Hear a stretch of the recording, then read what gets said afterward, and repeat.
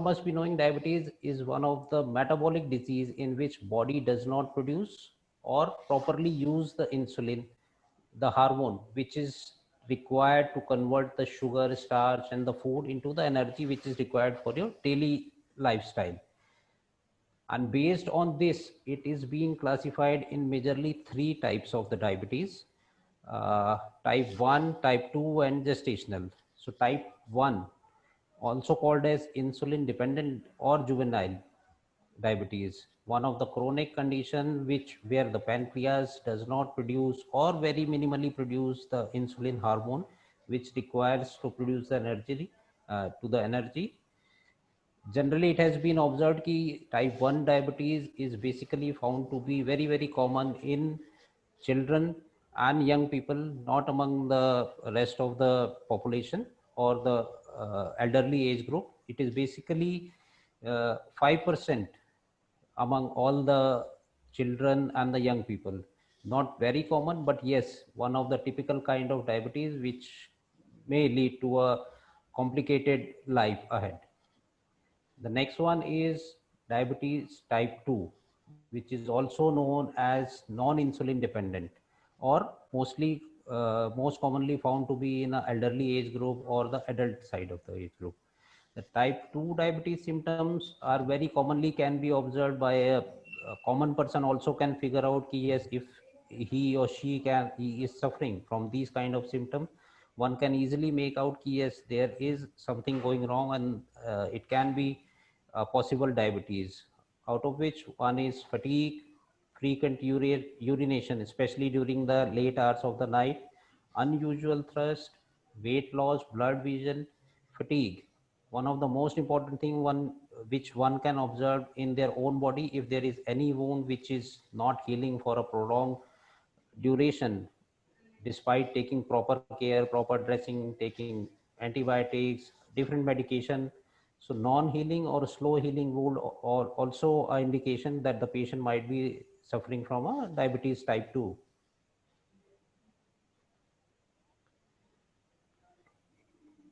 So here the major focus will be in this portion ki how it has to be managed and what are the things that need to be taken care while dealing with type 2 diabetes, because I believe most of the participants around here are of elderly age group, and most of them might have or uh, within their family or within their near and dear ones, the most common thing which I can figure out, they might be dealing with diabetes type 2 only.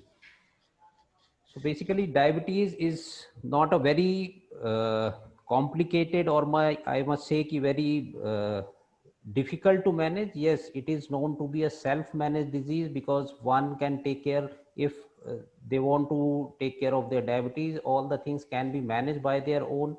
They can easily follow few simple steps to manage their diabetes, and that is why it has been called as a self-managed illness. Daily care requires blood glucose monitoring, blood sugar levels, and we can reduce the risk of associated complication, because it has been said that diabetes is one of the root cause for many other illnesses if not taken care properly. Few of the most common complication which diabetes can cause is uh, like we said in our symptoms slide, blurred vision, because diabetic retinopathy which causes damage to your retina is one of the major complication. That is why it is being always advised to get your uh, regular eyes checkup by the ophthalmologist, so that they can figure out if there is something going wrong with your retina and which can lead to a permanent vision loss. If not taken care properly, yes, you can have a heart disease which is known as cardiovascular disorders. On a different note, there are so many cardiac disorders which because of diabetes a patient can suffer. The other complication which is related to your nervous system is diabetic neuropathy, where all your nerves, all your muscles, all your blood supplying arteries might have effect, and they might not able to supply a good amount of blood to the heart and to the brain. That is known as diabetic neuropathy. And the most dangerous, I must say, the complication is diabetic nephropathy, which causes damages to your kidneys, which can lead to the dialysis, which can lead to your hospitalization, and which can lead to a permanent damage, which might require your kidney transplant also. So if not taken care properly, diabetes, yes, looks easy, but yes, if not taken care properly, it can lead to several other complications, which is really difficult to manage, and which can lead to the hospitalization and further new complications to the patient. So here we are going to discuss what exactly needs to be done, how we have to measure our blood sugars, and what are the different ways where investigation findings help us to monitor our sugar levels, and how we are going to take care of that. So we have categorized these tests into three categories. One is your lab test. So majorly the hemoglobin HbA1c, which gives you an idea of your sugar levels for the last 3 months, is one of the most important part of the your diabetes management, as this can give you a greater and a broader picture of your sugar management over the last 3 months. Okay, so today we'll review a little bit on the myths and facts about diabetes, because this continues to be an ongoing topic about, is it a myth or is it a fact? Like the most common one is you must avoid sugar at any cost. Well, that's not really true, because everybody needs a certain amount of sugar, but it just depends on where we get our sugars from and in what form. That doesn't mean we can never eat any of our favorite desserts or sweets, but portion size is the key. So occasionally, if you want, you can certainly have a piece, of your favorite dessert, like it could be a small piece of cake or whatever. But then you just have to make sure that for the rest of the day, you're making healthy choices to keep that under control. And you have to cut down on carbs. Well, more than the carb, it's the type of carbs that we are talking about. Okay, so complex carbs are carbs that are broken down slowly and gradually into the bloodstream, which is the preferred source of carbohydrate. So certain amount of carbs is definitely needed. So if you were to choose between something like sugar or brown rice, sugar is released very rapidly, whereas brown rice is broken down gradually. And that is what is the preferred source of carb that we need to consume. And then the other thing is you should have special diabetic meals. Actually, that's totally wrong, because there's no such thing as a diabetic meal. Basically, we are talking about a meal that is well balanced, something that contains whole grains, adequate protein, enough fruits and vegetables. So once these choices are incorporated, they will automatically be healthy. And this doesn't specify only for the diabetic segment of the population. This is true for everyone. And then the other thing is a high protein diet. A high protein is the best diabetic diet. Not really, consuming too much of protein actually in the long run, can also put a lot of stress on the kidneys, and it can cause insulin resistance, which is a key factor in diabetes. Next slide. Okay, now we are going to see what puts a person at high risk for diabetes. As doctor previously mentioned, BMI, which is the body mass indicator, is a good, it's a good indicator of where we stand. So have like 4 classification, which goes as underweight, normal, overweight, and obese. Underweight is less than 18.5, where most of the people we don't fit into anyways. Normal is 18.5 to 22.9. And if somebody is overweight at 23 to 27.5, and obese is greater than 27.5. Obviously, the connection is, as one starts becoming overweight, the chances of becoming diabetic really stands out. And especially with obesity, it's a well-known factor that that's a big trigger for becoming diabetic. And I actually have 2 columns whereby, we have the height to weight ratio in feet and in meters. And the ideal weight, actually it is a range. It's plus or minus 10% of the ideal weight. So it depends on the bone structure. If somebody is small boned, like for example, if somebody is 5 feet, 5 foot, I'll take like a 5 foot, 5 inch male. Okay, so the ideal weight, he may not fall into the ideal weight because he could be small boned. If he's small boned, the weight would be somewhere around 55 kilos. And if somebody is larger boned, of course, their structure is going to be bigger. For them, 68 kilos, would be quite normal. So this is the ratio for males and females. It kind of gives an idea on where we actually stand and what our risk is for developing diabetes. Next screen. Next screen, Apurva.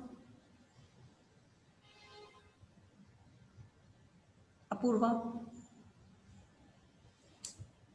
Okay. To continue on, we're going to see what puts a person at risk for diabetes. We're continuing along those lines.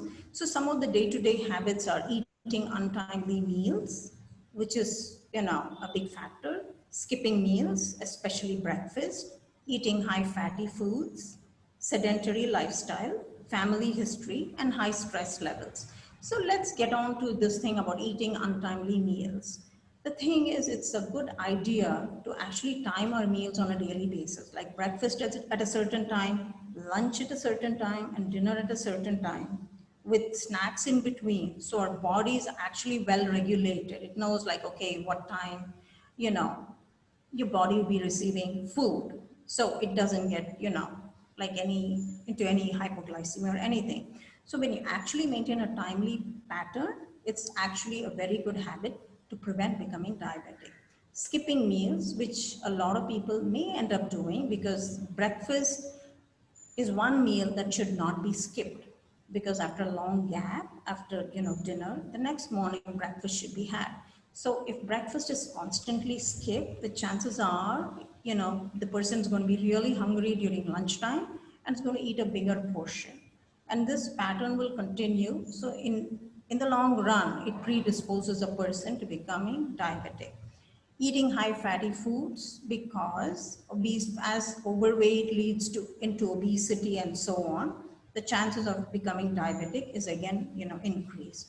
And sedentary lifestyle is one of the big causes, because activity is we all need to exercise to some extent to prevent becoming diabetic. A sedentary lifestyle is going to predispose one to gain weight, and especially with age, metabolism also slows down, so weight gain, is bound to happen. So breaking the sedentary lifestyle is a good thing to start. And of course, family history. If there is a strong family history, that is going to predispose a person to becoming diabetic. Especially if one parent is diabetic, it's like 50% chance the offspring could get it. And if both parents are, there's a good chance, like 75% of the time it can happen. But fortunately, taking all the interventions, the right interventions, it can be prevented. High stress levels is another thing which predisposes a person to becoming diabetic. And one of the biggest thing is body shape. So here we have two shapes, an apple shape and a pear shape. So the apple shape is actually one where, the stomach area, abdominal area is predisposed and most of the fat is stored in the belly area. So that is not really good because it actually predisposes somebody to becoming diabetic. They could get into risk of heart disease, high blood pressure, and so on. So the belly fat is actually a harmful kind of fat. The next shape is a pear shape, where most of the fat is in the lower area like the waist, and that fat is more beneficial because it is not going to harm the body like the visceral fat, like the fat around the belly area. That kind of effect is not going to be noticeable in a pear shape because it's most likely just below the skin, whereas a visceral fat for the apple shape, the fat is actually deposited deep inside into like the internal hormones, which is far more dangerous. So ideally, pear shape reduces the risk of diabetes. And then calorie distribution, this is very important because 50 to 60% of the total calories that we consume should be from complex carbs. And what are complex carbs? Complex carbs are those, which are high fiber foods, whereby the blood sugar is released gradually into the bloodstream. So that is what is preferred. When we eat a meal, a gradual breakdown is the best way, because then we will not notice all these peaks and valleys with blood sugar fluctuation. So some of the complex carbs are millets, brown rice, oats, and whole wheat flour. So ideally, when we eat, our choices should be based on these whole grains. And 20% of the total calories should come from protein. When I say protein, talking about things like lean meats, eggs, fish, lentils, dairy products, mushrooms, and pulses. And protein is very important. It's needed for muscle mass, and to keep us to give us resistance and immunity and so on. And healthy fats, so 30% of our total calories should be coming from fats, and actually healthy fats.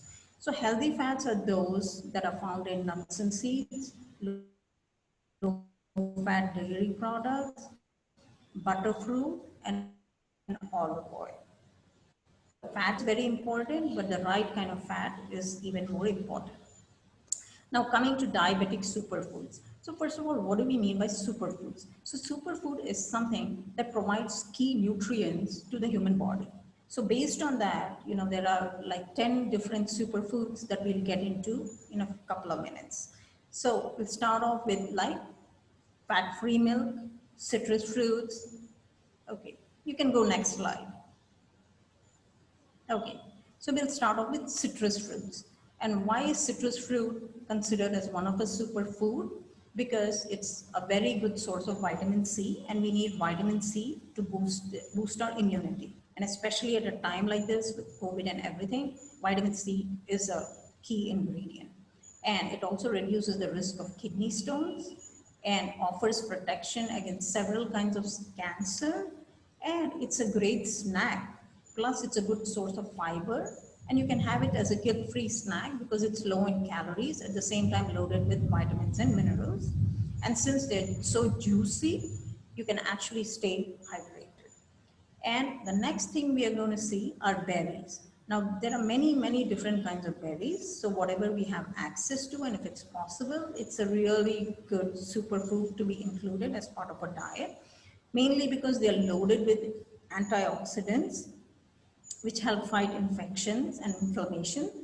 And they also definitely lower cholesterol levels because they are high in fiber. And certainly they offer a lot of protection against cancer, and they are high in fiber and vitamin C. So we are learning a lot about, the different aspects of fiber and vitamin C, because vitamin C is needed to help fight infection, and fiber is needed to, regulate the blood sugar levels in the body. The higher the fiber in the diet, the blood sugar will be more gradually released. And the next thing we are moving on to is sweet potatoes. Now, sweet potatoes are a little bit different from potatoes because the carbs from sweet potatoes are released a little more gradually compared to white potatoes. And they are high in fiber, and that's very important for a healthy digestive system. They're also a rich source of vitamins and minerals, and they have the potential to reduce the risk of several kinds of cancer, diabetes, and cardiovascular diseases. Plus, they're loaded with, beta carotene, so that helps prevent vitamin A deficiency. And it's a great comfort food whereby, you can manage a stress level. Obviously, the way it is prepared is very important. So just boiling it or grilling or, healthy options, that's the way to have, something like a sweet potato. You certainly don't want to add, make it fried or anything, but baking or even like shallow, shallow frying with very little oil, maybe olive oil, is far more helpful. Low fat dairy, of course, because that's where we get most of our calcium and protein from. So, you could include low fat dairy like low fat milk, cheese is good, low fat cheese can be included. Obviously, curds and buttermilk are good sources whereby we can get our protein and calcium. And calcium is very important to prevent, risk of osteoporosis, especially, with women post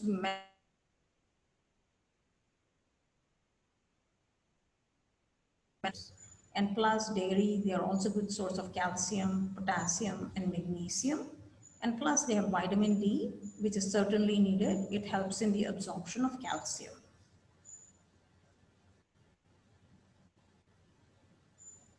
Next slide.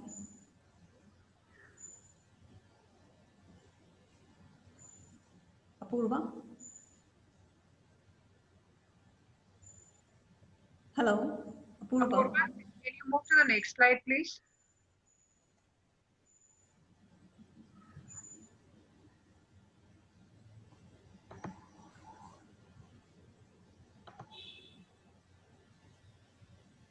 Okay, so the next one is green leafy vegetables. We all know how important vegetables are, and all the more so green leafy vegetables, because again, they're a good source of vitamin C and also vitamin E.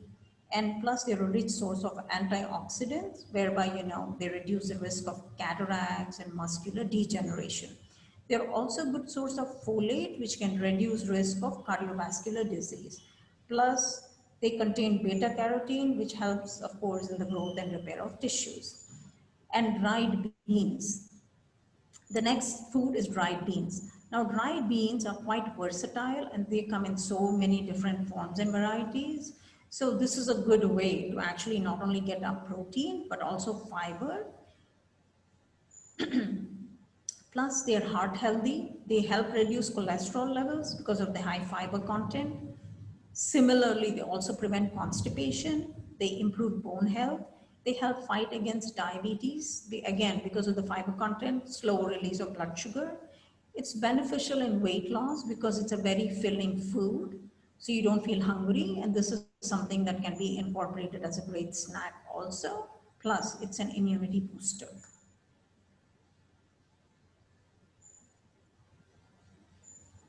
And the next on our list are fish. So obviously there's a lot of talk of fish, especially salmon and other fish. So fish is a good source of omega-3 fats, and omega-3 fat is a kind of healthy fat which we all need because it's a good source of it's an antioxidant. So it helps prevent infection and inflammation. And one way to get that is from fish. Obviously, the way it is prepared is very important. We are not talking about frying, but healthier options like grilling and baking and so on. And it also decreases the risk of depression, dementia, and Alzheimer's. And because omega-3 fats are actually heart healthy, it can help reduce risk of heart disease. And simultaneously, it also controls inflammation and reduces the risk of arthritis. The next on the list is nuts. Now, nuts are also a good source of omega-3 fats. So we're talking several varieties of nuts here, almonds, walnuts, pistachios, and so on. So if somebody feels like snacking, nuts are a great snacking option because they are again high in fiber, and plus they contain the good kind of fat, which is essentially needed in the long run. And they reduce blood sugar and the bad cholesterol level. So bad cholesterol level is the one that puts us most at risk for number of heart events. So when the bad cholesterol levels are reduced, it's actually very beneficial for us.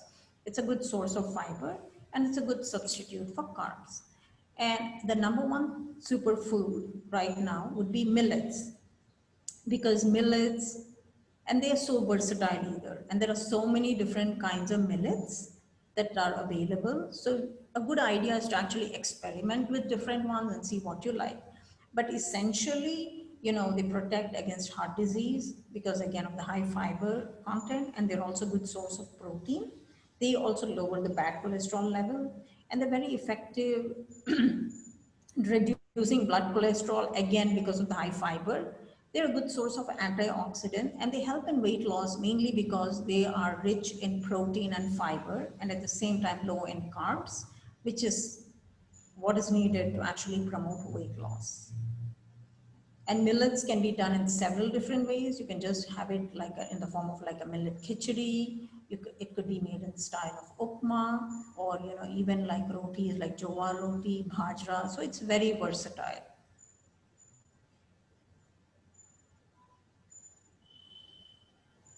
and healthy plate. So this is a great tool whereby we can assess if we are eating enough veggies, fruits, protein, and grains, because we need to eat a variety of food to consider it as a balanced meal. So of course, pretty much half your plate should be veggies and fruit, because that's where we get the bulk of our vitamins, minerals, and fiber from. And plus, salad, it's going to be certainly filling. So when we actually come to the main meal, the quantity will be significantly reduced. And 1/3 are grains. Again, we are talking about whole grains. And protein. Protein is the lean protein that we're talking about, like fish, skinless chicken, eggs, and so on.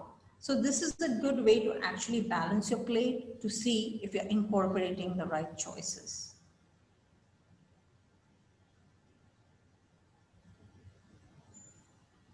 And then we have come to this thing, good carbs versus bad carbs. So what are good carbs and what are bad carbs and what are great carbs? So great carbs are those which are actually very low in calories, and at the same time they're filling and they're loaded with vitamins and minerals. And they're technically called like a free food because they hardly contribute any calories. So some of them are of course leafy greens. We have different kinds of greens, and all the green leafy vegetables like broccoli, Brussels sprouts, cabbage, cauliflower, and so on, and berries.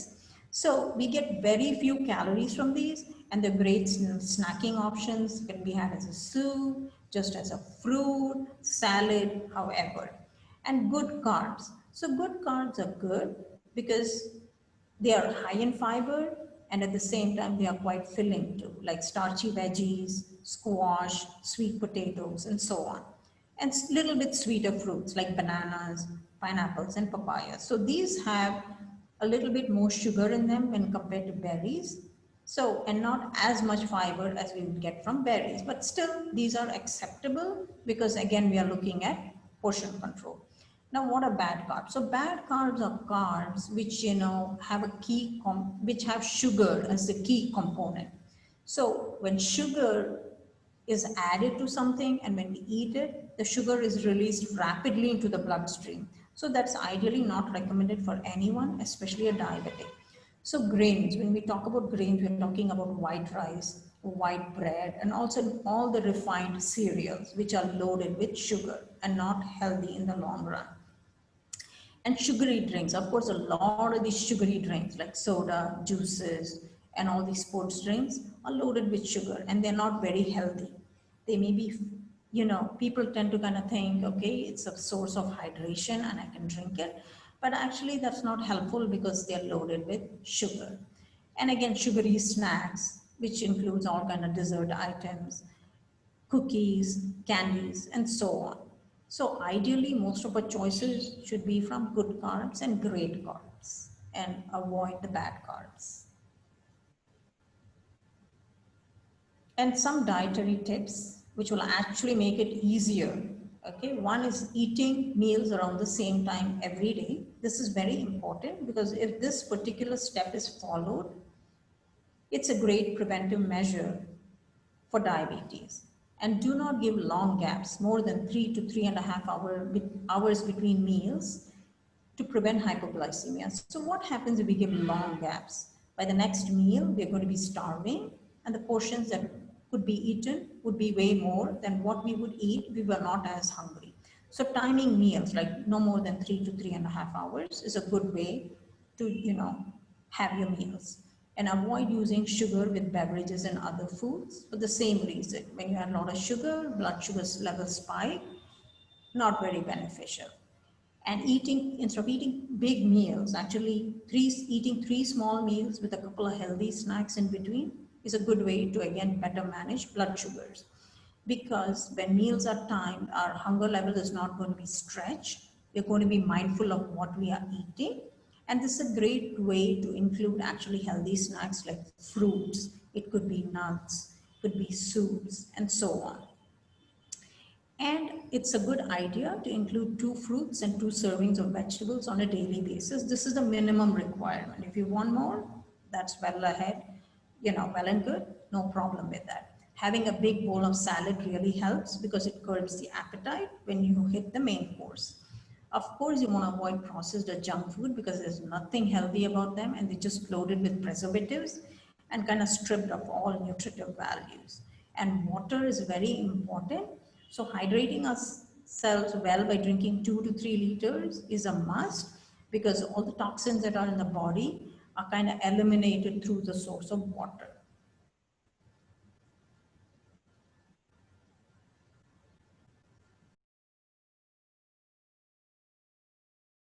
Diabetes is bad because on on a chronic way, it causes a lot of other problems. So it is always good to keep a check on your diabetes level, which means your sugar levels, because sugar is something which is very important, which is required for your normal metabolism and sustenance of your normal body's metabolism and things. And especially insulin is a hormone, which is in medical terms we call two things.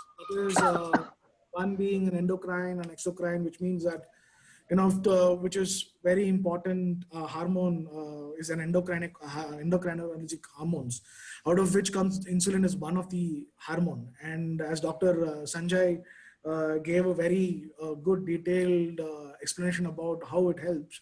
One small thing which I would like to relate here before I talk about exercises in diabetes or why you need exercises in diabetes is because this insulin is one thing which is required to break down carbs, proteins, fat in your body. So to run a metabolism, it's like a fuel system, or I would say it's like a key system, which is required to break down your carbs and proteins and fat in your body system and get that energy. What you get when you break down all these is basically at the end of the day is ultimately energy. And that energy is required for your system's function. And one of the major functional system in your body which requires to get worked up is your skeletal system. And because that makes us human or living things, what we call as ourselves, right?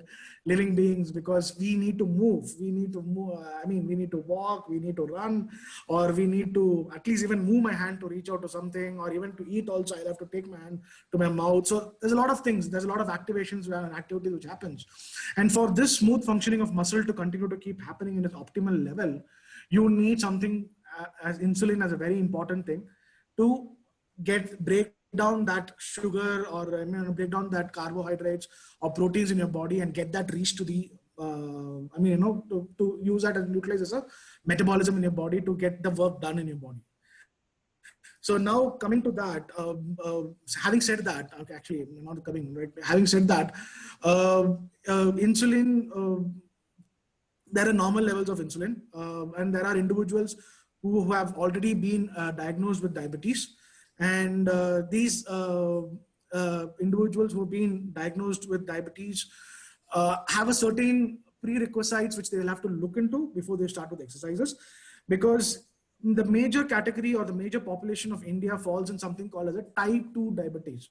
Rather than type 1 diabetes, it's called as type 2 diabetes, which is basically a resistance towards accepting or breaking down of those metabolites and providing that energy, or resistance towards accepting that insulin, which acts as a medium to convert and break and get that metabolism to your body. That is your carbohydrates broken down and proteins broken down or fat broken down and give the end product to your muscle, So there is a general or a fundamental resistance to that in the muscle itself.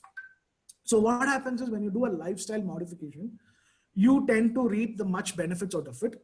And what happens is your system kinds of regulates in such a way that the amount of medications, what you require to handle your life kinds of comes down, which in a long run will help or in a chronic level will help in reducing other multi-system organ failures, which are bound to expect, or as said by Dr. Sanjay in the starting, that you are expected to have kidney problems, liver issues, and other things. So that's the thing. So that is why these lifestyle modifications are something suggested to individuals to take it forward, like to see, to have a better life during diabetes. So that's the highest fundamental about it. Apurva, can I have the slides shared, because I'm not able to see the slides. The slide is shared. 1 second. Okay, then 1 minute. Then I am not able to see it. I can only, yeah. Is it visible now?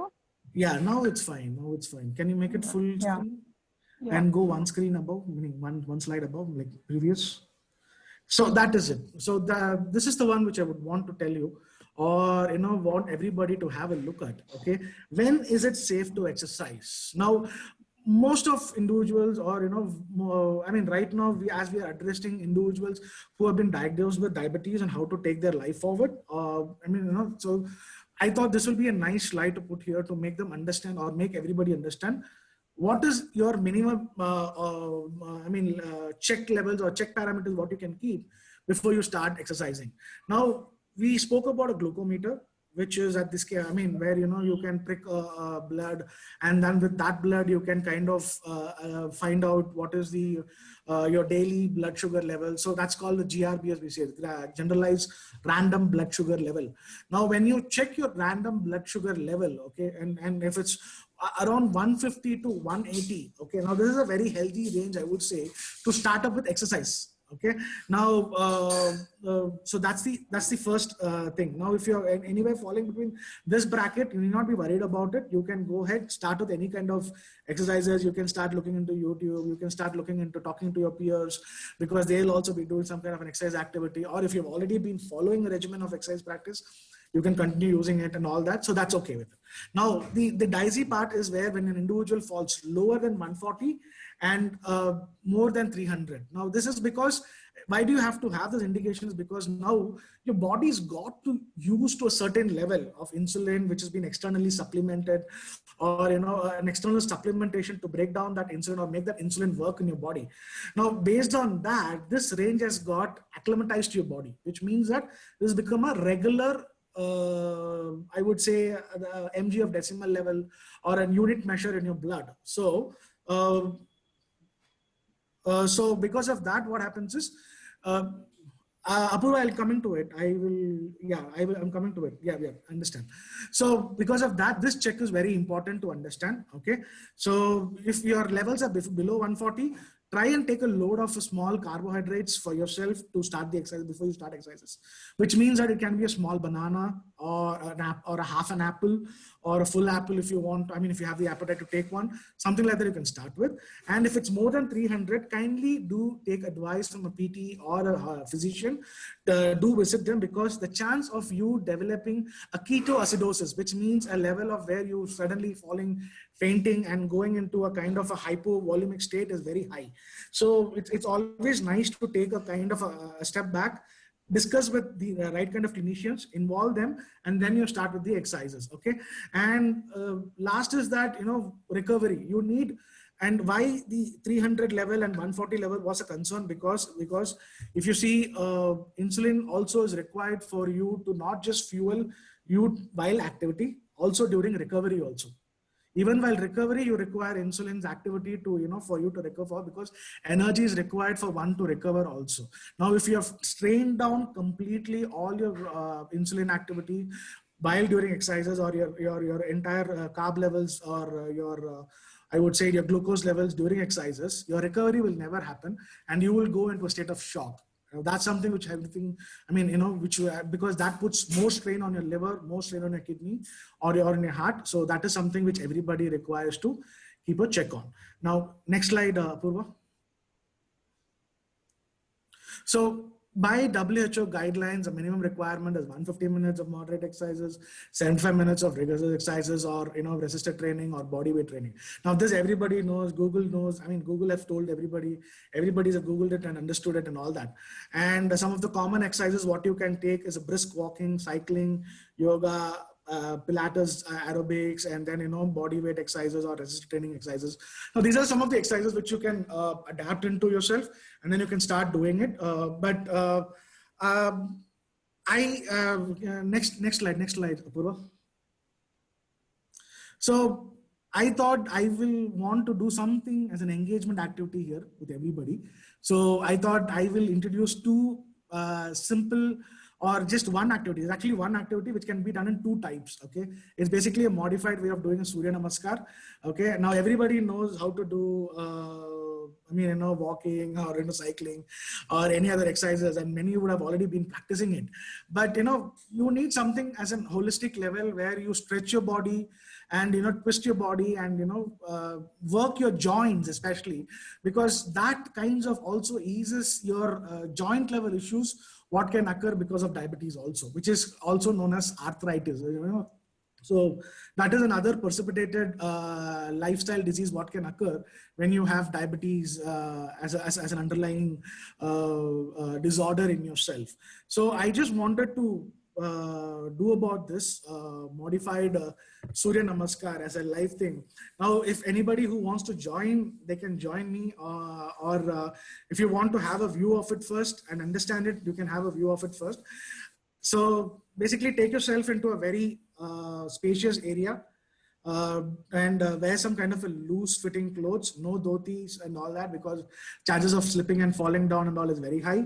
So kindly wear some kind of a trousers or shorts or any kind of pajamas, where you're very comfortable and you can stretch your legs and not be restrictive in your movements. And then you can do this activity. Okay, I have a small video which I can run you through how it is done. And then I can probably, have this video also shared with everybody here to the spokesperson. And, everybody can have a look at it. And then a little amount of basic chair exercises, which we can do, like a kind of a stretching. Also, we will demonstrate and we will do it here only. So first, I think, Apurva, you can stop sharing the screen here.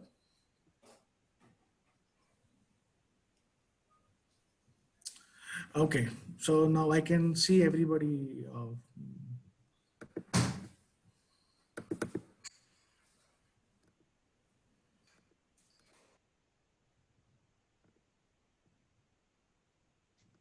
Okay, fine. Some of the basic exercises, I think, which everybody can do in sitting. I believe everybody can see me, right? If I could get some yes or no, it would be nice. Anybody can, like, everybody can see me, right? Well, Yes, you're visible. yeah, okay, fine. So some of the basic exercises, especially with the upper body, that is something which tends to get to become more, rigid or tight, or especially over a period of 1 hour or something when you sit through. That's something which tends to get to become more tight and rigid. So to kind of exercise it, what you can do is, first thing is, everybody who can, so everybody can join me if you want to, okay, is that, just place your hands behind like that, okay, yep, okay, and then go back, you bump to the chair completely. Who are sitting on the stool, be careful, okay? It's just a bump to the back of the chair. So you'll have to put your bump to the back of the chair, okay, and sit tight to the back of the chair, okay, and then place your hands behind your head like that. And then stretch backwards as much as you can, like that. And when you stretch backwards, try taking your elbows outwards so that you get the maximum of the stretch. Okay, and don't repeat it 2-3 times. Just make it as one single movement. It's a stretch. So make it one single movement where you spread out, take your chest out. This is something which is nice and good when you, even during the normal times when you do it in sitting, because your upper back, kyphosis is one of the normal problems what you kind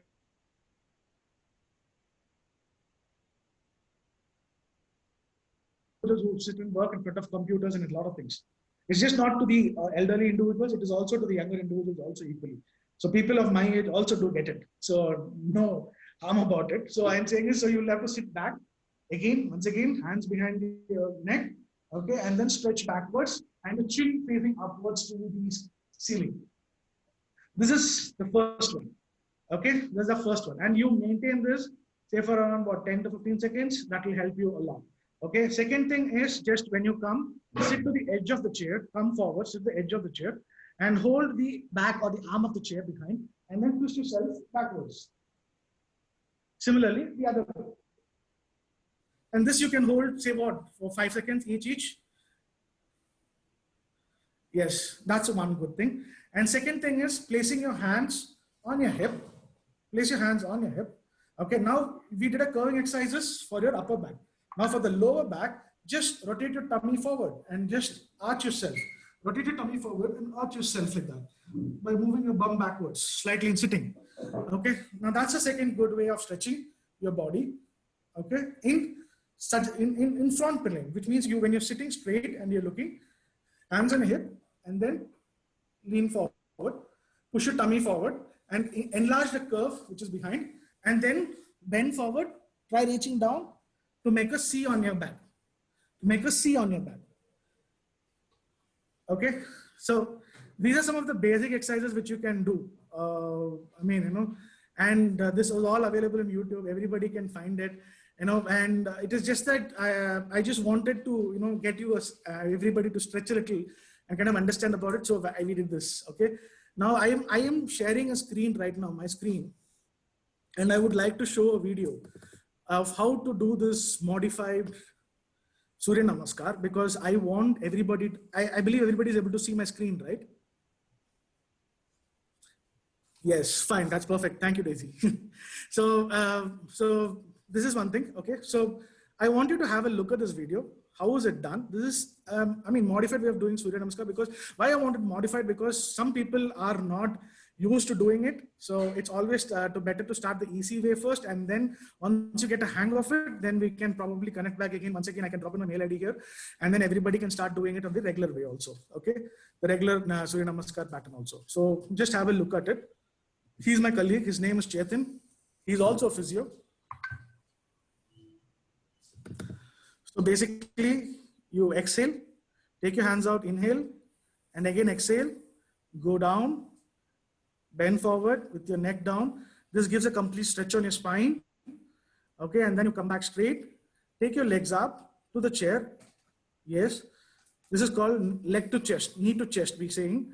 Okay, and then come to the edge of the chair, lean forward, go back, lift your bum up, and maintain that position with your chin up. This gives a complete stretch of your body. Okay, and then bend forward, and then take that next leg. It's an alternative leg. You alternate it between when you come down. Okay, alternate, and then you relax, you bend forward, come back again, and you're done with your Namaskar. Okay, now why Surya Namaskar? Because Surya Namaskar has a lot of benefits in regularizing your pancreatic action. Now this is done by research, and it has been shown, or it has been told that when you do it, it is known to regularize your sympathetic chain action or your parasympathetic chain action in your body, which controls your endocrine systems regulation in your body, which means your hormonal systems, secretions of your hormones in your body is controlled, or is kind of re-regulated back, or replaced back, or repaired back, I'm saying, or repaired back, I could say, when you do Surya Namaskar. So that is why I wanted you to start in some way or the other first. So that's why the modified Surya Namaskar. Okay. Now that was the first way, where for individuals who are not very confident about it, or who are really obese, or who thinks that it's slightly difficult for me to stand up and do it. So, so you can do by sitting on a chair. Okay. That's the first one. Second thing is probably, individuals with arthritic pain, knee pain, I will not be able to bend too much. All these individuals can take it up in the first way. The second way and format is you standing up and taking a chair support. You take a chair support and see to that the chair is against a wall, okay? So that you don't kind of push and fall or slip and fall. See to that it's against a wall or some kind of an object which doesn't move. Bend down. And then, yes, arch your back with your chin up, and then get the other leg forward. A slight amount of knee bending is enough. You can progress with time, but right now, as it's like stage one, we will do it in a very guarded way.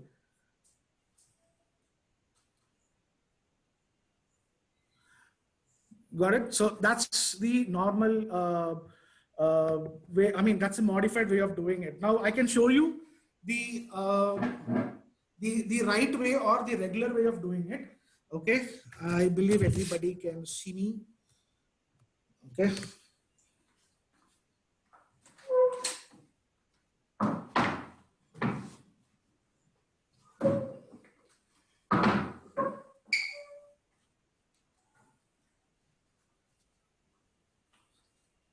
Okay, I hope all can see me. So the regular way is you stand, okay, same thing, take your hands up, lean back, come down, reach to the floor. Okay, once you go down, go with your knee forward and lunge. Okay, you lunge and you touch the floor and chin up and look up. Okay, and then go down, do a push-up posture or a plank posture and do the boat posture. Come back, again lunge, come up and come down. Okay,